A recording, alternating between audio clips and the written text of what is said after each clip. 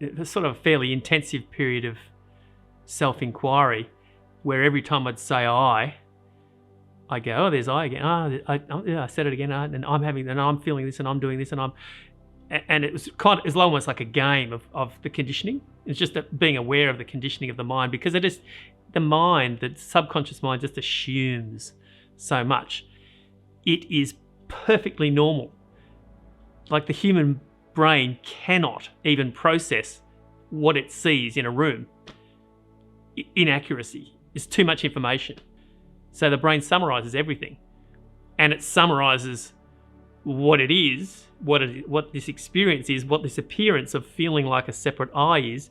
It summarizes it into being me, and let's just go from there. It's part of this body experience. Let's just go from there, and that'll do. That's good enough. Now move on. And I got to do this, and when we were running around hunting animals or whatever, living in caves, it was probably fine. It was probably actually ideal for survival. Lack of distraction. But these days, I don't know, humanity's changed. It's changing all the time. Sometimes there's these flashes that this is just, I don't subscribe to the whole dream theory that this is all just a dream, but in a way, everything that is perceived is similar to a dream, because it's really just the way the brain is interpreting it. There's stuff happening in sleep state, probably not deep sleep state, where there's just where there's just visceral awareness, being as it is. I don't know. I can't explain it. It's have hard enough time explaining what's happening in the small percentage of brain use that's on the top that's being communicated here, which is seeming to access deeper and deeper all the time, because it's not as contracted, it's not as separated. So this open, unknown flow state seems to be, there's more information coming from the whole. Now, I think that's what I was trying to say before. When you don't know what you're going to talk about because you aren't controlling it, but there's this open flow of intelligence that's just going. And when I say intelligence, not this intelligent me, this is the ultimate intelligence of life. It's not intellect, human intellect, it's the intelligence of life somehow expressing through this form. That's all. Because this is really, it's hard to put into words, but if there was awareness behind here, and ultimately that energetic, intelligent awareness, which is everything, which is happening and patterning and shaping and forming and doing everything, this intelligent awareness is here, and it's projecting through this interactive node called biological life as a human being, which has senses and perceptive organs and a brain, this is a node of interaction, a node of noticing, a perspective point. And then the human brain, being what it is, goes, well, this is all me. This is mine. I did it all.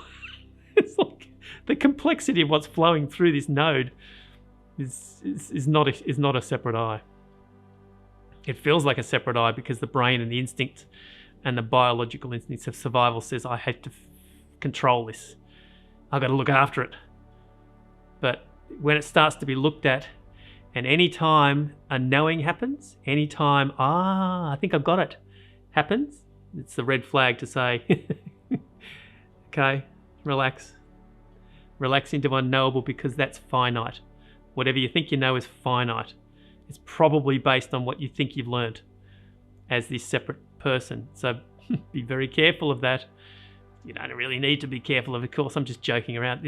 I'm just trying to communicate in a way that we do. Nothing needs to be changed. Nothing needs to be understood. And the I that seems to be thinking it has to do those things doesn't exist. That's what I'm talking about. But the appearance, this beautiful, unique appearance of vibrant, alive life that's happening as this human being and those human beings supposedly there, unique, beautiful blossoming of that intelligent life appearing that way is amazing. It's completely amazing.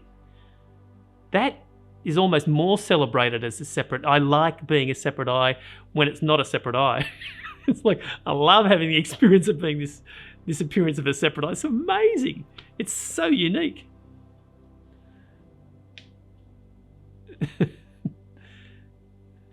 in this sort of open state that we seem to be in when we're in a group like this, that humor seems to be this intelligence, this open awareness, just seeing things as they are. A bit, it's just like, oh yeah, that's not how I think about things as a separate self. And it's just funny, the openness and the seeming reality of that, but there's no real knowing.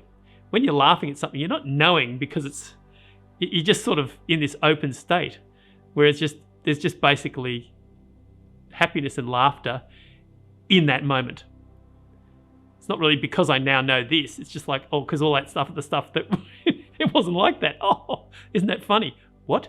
What is funny? What is humor? It's just not what it seemed to be before. I think I know where you're taking me. You're taking me down to tell me this joke, and then nope, it's completely different. It's like, oh, I didn't see that coming. It's like the mind is opened and it didn't see it, and then it sort of sees it a little bit, and goes, oh, isn't that funny? It's not what I thought it was. I don't know what it is, but it's not what I thought it was. That's enough. That's enough. That's actually joyful. It's a joyful, peaceful way to live life. You're not living your life. You are an appearance as that idea of living that life. But if life can see itself in that context, it sort of is also quite joyful. That's why sometimes now I don't really say much, because with family members and talk, I just do whatever. I'm not trying to, whereas before I was always trying to lead to somewhere, like I was telling them that we need to sort of get to here, and now it's just I just watch it all and see what I actually say, because I don't know what I'm going to say. And that amazes me too, that I don't have to have an agenda, and I just turn up and I just say, and then I think, did I say that? That sounded okay, or then one thing I always used to think is I had to suppress the anger and things like that, but it seems to go away a bit. I don't beat myself up. It just comes, and I just get a bit angry, and then there's a moment where I just go, okay, but I don't give myself a really hard time and go through all that sort of, it just sort of came out, and then I, reflect. But a lot of time I used to think, I've got to stop all that anger. I've just got to stop, I can't be angry and I can't be frustrated, because I've got to be peaceful, and I've got to. So yeah, that's one thing that I really has shifted, that I don't have the expectations, and so, and here I am talking to the computer. Well, I'm appreciating it. It just feels like another beautiful texture of life expressing itself. It's so nice. Thank you. Thanks for expressing, Adam. Yeah, and I was there's lots of things we can play with in those sort of discussions. It's like, but it's such a, as I often say, such a raw, honest, vulnerable expression of what's going on there. Because, a lot of people would go, no, don't get angry. Don't tell me I get angry.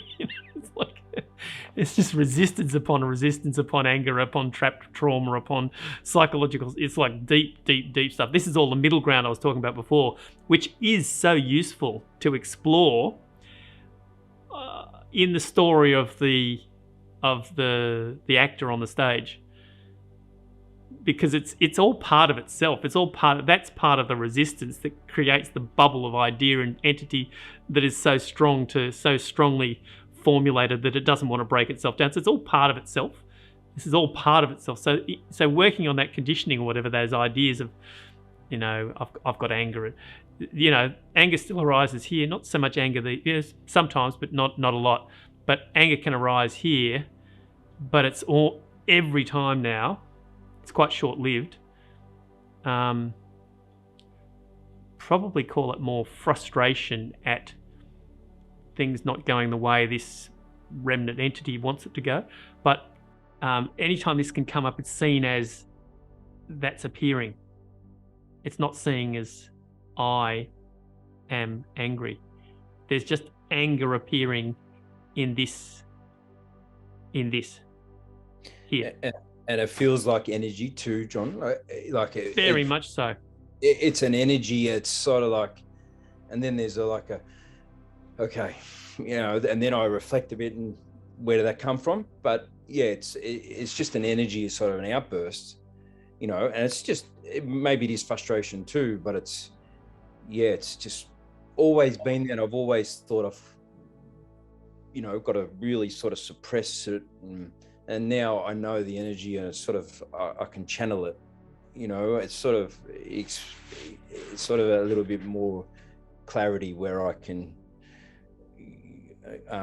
rather than just always sort of give myself a hard time, and that sort of looking into myself all the time, and so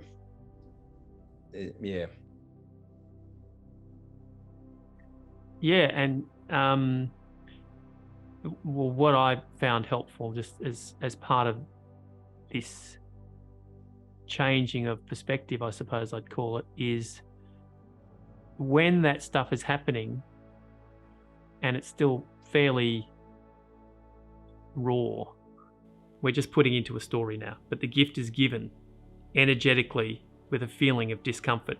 Here's something that's trapped. Here's something that's deep, deep down, cellular, subconscious, whatever. Here it is. Do you want that to be seen? Do you want that to be expressed now? Or would you like to keep it and put it back down and hold it for later? Do you want to keep it there for later because it gives you this underlying discomfort? Or would you like to lean into it now? So here it is. This is in you. This is in that experience. This is in that conditioning. Here it is. Feel it? Now I'm letting you take notice of it now. And then what's very powerful is to say, who is angry? Who actually is angry? And not trying too hard to conceptualize, just look.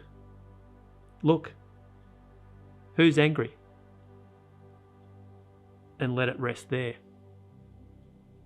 It's almost like the antidote, because this can't be found. This is just openness. This is what you are. This is intelligent awareness flowing and interacting through a human body. This is the awareness, the intelligence that is experiencing through this human body, through these senses. And there is anger here, but who? Where's that? Who is that I that is angry? It's not there. So this actually is just an experience.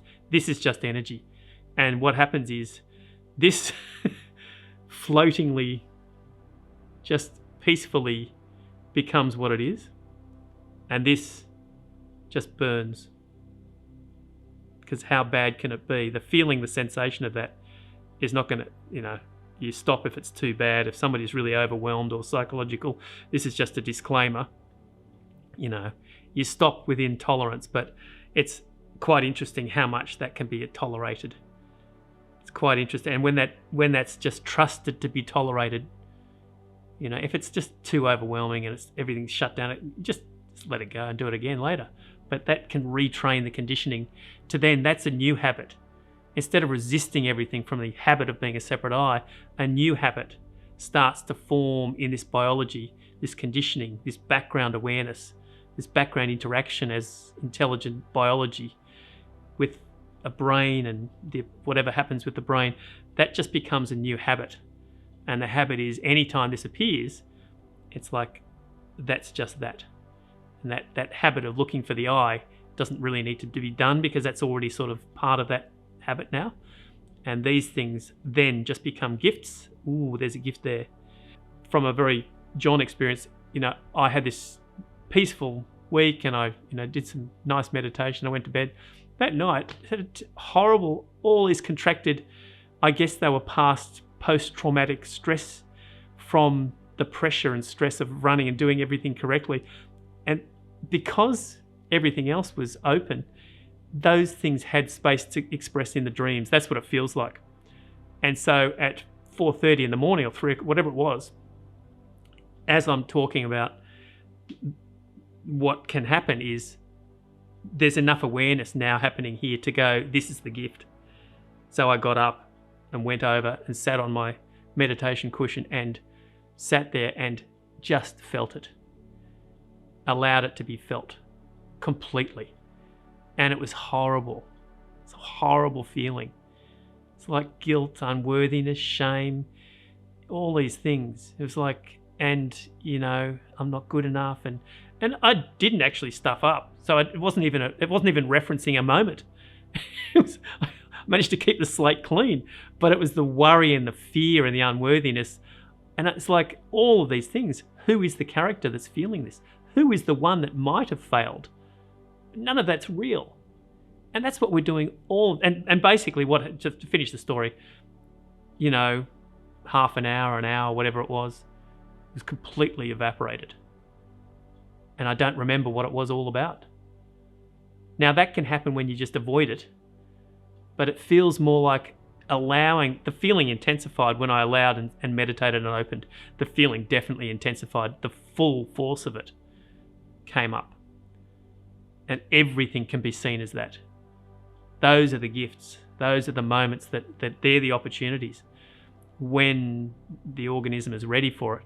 And once again, this is playing in the conditioning. But I think it's valid to talk about it because this whole idea of nothing's happening and there's no one there, this stuff seems to happen in this, whatever this is, this experience, this individual expression of life, whatever's happening here, seems to be part of it. It seems to be a pretty, universal appearance in all these different nodes of life. It seems to be very, and we're talking about it. This is talking about it. Whether or not it resonates anywhere, I don't know, but it might. It seems to be a common thing. And just there's that, there can be confidence in the fact that whatever the mind wants to do to avoid this is just another point of view. It's possible. And it does burn itself out. And what's left is just innocence. It's almost like going back to childhood, but without all the baggage. And then, yet the human mind has got enough experience to communicate and offer whatever it's offering in life a different way, without the limitations on all these supposed dramas, many of which are just in the head anyway. Many of which never even happened. They were just an imagination, a trauma, a reactive, a contractive pattern. It's all good. It's all life just doing what it's doing. But we're just looking at ways of liberating itself. And there seems to be more liberation after that experience has burnt itself out.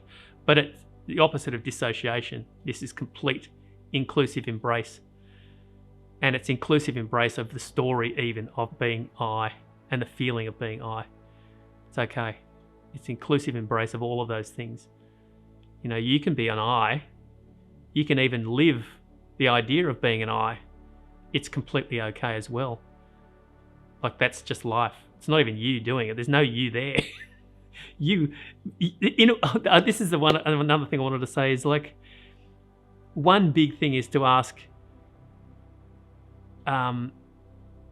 it depends on what you call I. This whole, I've got to be this or I'm not that. I'm not real. I'm a thought or I'm a this. It doesn't matter. It just depends what you call I to start with. Because I, as the experience of being a human being, is happening in a certain way. It's just not the I that we've made and assumed in thought, but the appearance of the experience of I is happening in this perspective. It's happening right now. But it's also the whole. It knows itself as the whole. But there is the experience of being I. So it depends what you call I.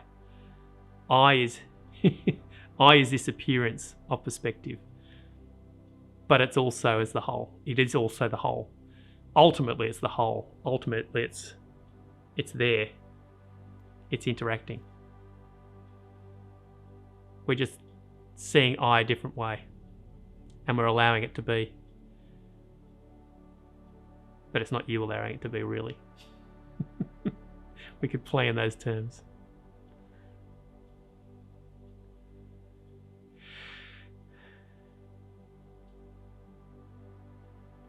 And I think we've had this joke with Bernie. Adam, you were saying you don't need to talk much. I find myself during a week talking very little about. I just certainly don't talk about this stuff with family anymore. I've learnt not to do that.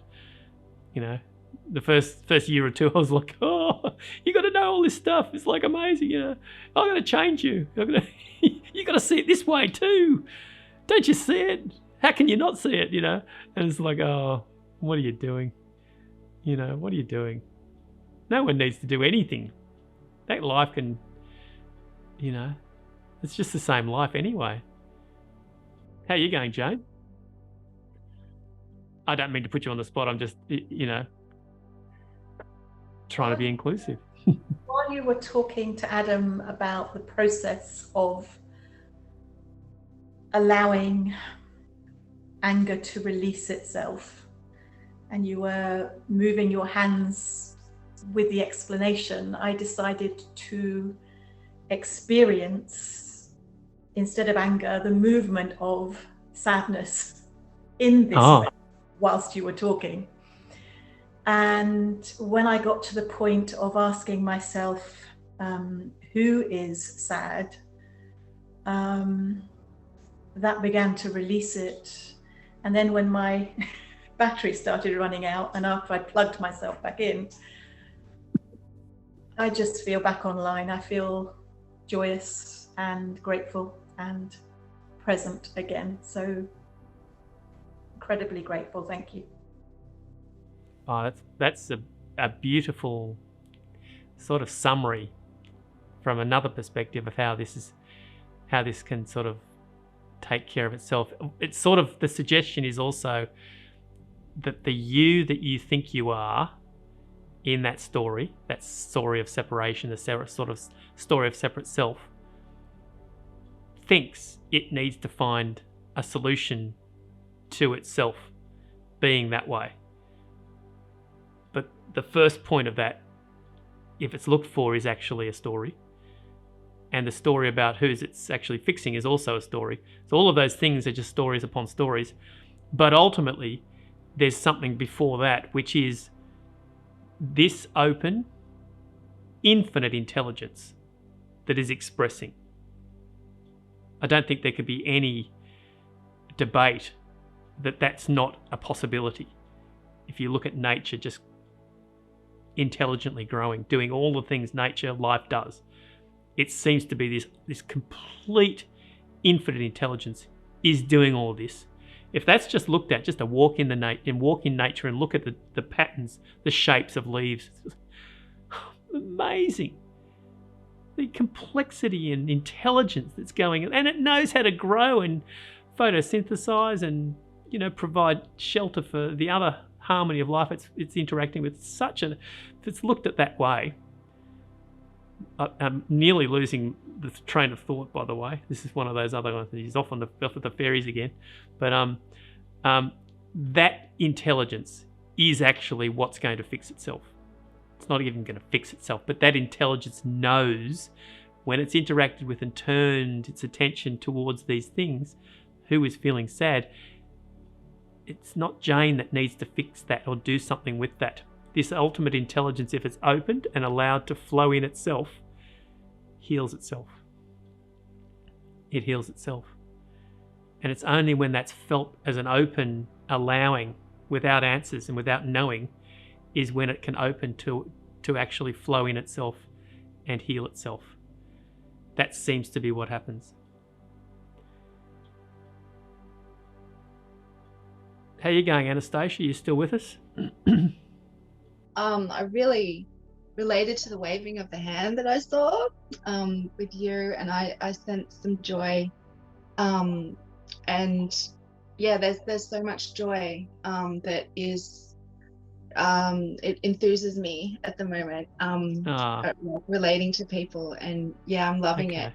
But there is a residual, like, I'm bringing awareness to a lot of grief that, you know, comes and goes, and I think collectively a lot of us sensitives especially are, you know, we're navigating with a lot of grief and letting go, and those states. So the sadness, and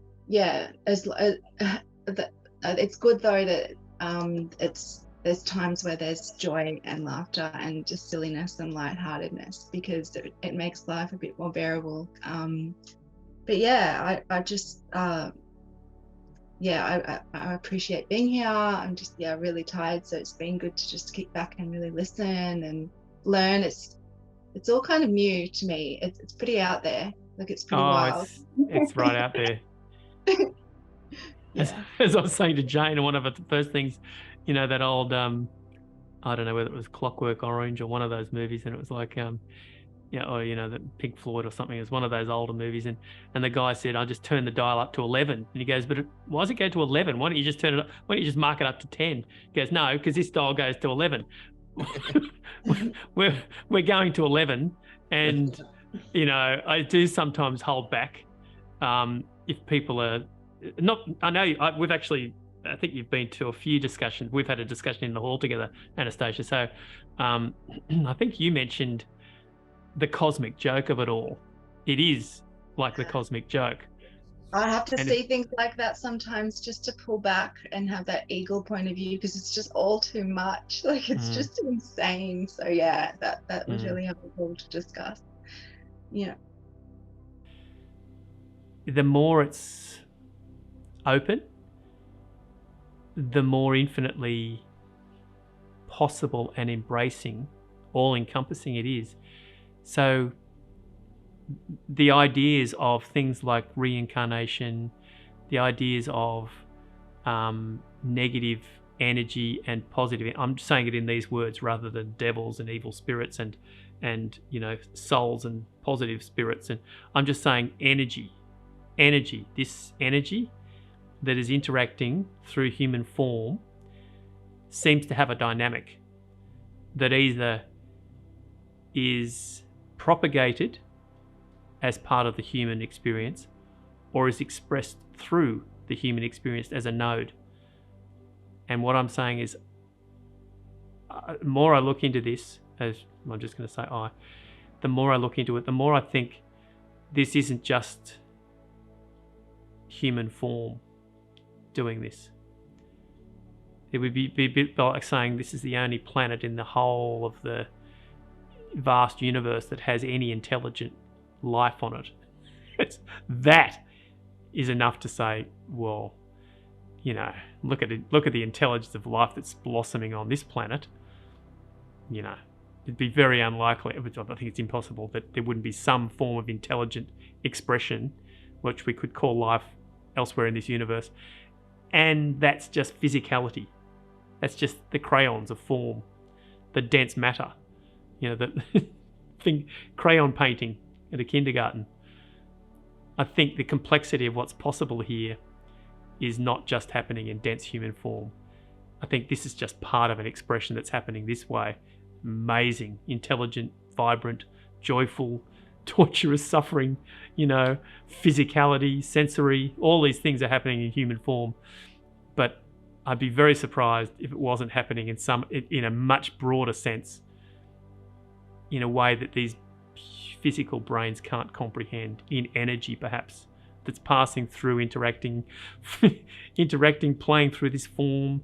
You know, it's all one thing anyway. It's all alive. Thank you all you're all very honest and vulnerable, which is, it's actually a strength. And I love the non-judging of just people being people, and just everyone, just there's no judging. So that's one thing that I've looked at all my life, and it always seems to be a sort of, there's judging here, there's judging that. So that's why maybe I gravitate to these more so than anything, just listening, and yeah, so thank you. It's okay. There's no reason to judge anything. There's no yeah. Sort of sadness happens in that. So unnecessary. Yeah. I think that's the suffering. That's suffering that I really am kind of very motivated to address. That for some reason that really struck me, Adam. Yeah. I'll leave it. We'll finish up in a moment. But I was listening to someone, and and she was I saw her, and she was rattling off all this stuff that had happened. And I just a family member does this, and I don't, and I was just going, okay, but I feel really bad because I should be, and she's all the story after story, and lots of guilt for not being better at this, or more forgiving, or more kind, or more this, or more understanding, or whatever. And I said, I just said, and she goes, I feel terrible about it. And I said, well, why are you doing that to yourself? She just went, what? I said, that's not necessary. Why are you doing that? And she went, I said, they can do whatever they like, but why are you doing that to yourself? Why are you making yourself feel bad? She just went, this rolling conversation just stopped. And it was like, I was really so honestly, it was just totally honestly, like, I felt like stopping her and going, just be kind to yourself. You don't need to do that to yourself anymore. It's not necessary. So, and it was just like, but just this, somebody can say it to you, and we often, I've said this before, we have blind spots. We definitely have blind spots. So that's why an honest, open, non-judgmental group discussion like this is really, really nice. There isn't any agenda. There isn't any agenda apart from being kind to each other. That's it. And it's not really each other. It's just a way of saying it. It's just like seeing. That's the middle ground again. There's just one interactive life here. There really, really is. It is just one life. Go and run your hand down a leaf outside. That's you. It's not you as a separate entity. It's just part of this, which we call you. And that intelligence and that awareness, that vibrant aliveness is expressing and interacting through this node that we call a human being as part of itself, and experiencing that, and having the appearance of the experience of I, and that's wonderful too. And if people live that way their whole lives as that supposed body, human, separate entity, that's okay too. There's no one there to judge apart from what's designed or what's imagined in thought. And that's the whole chapter we keep looking at. Who am I? What am I really? And you won't understand the answer, as that limited form won't comprehend the answer. It's more like the answer is that. The answer is not explained. The answer is unknowing. The answer is opening without separation. That's the answer. But it's not really the answer. It's just words to say. And don't get caught into the idea of feeling like the separate one that understands it, because that's not it either. The separate one is what's being let go of. The separate entity idea is what's being let go of.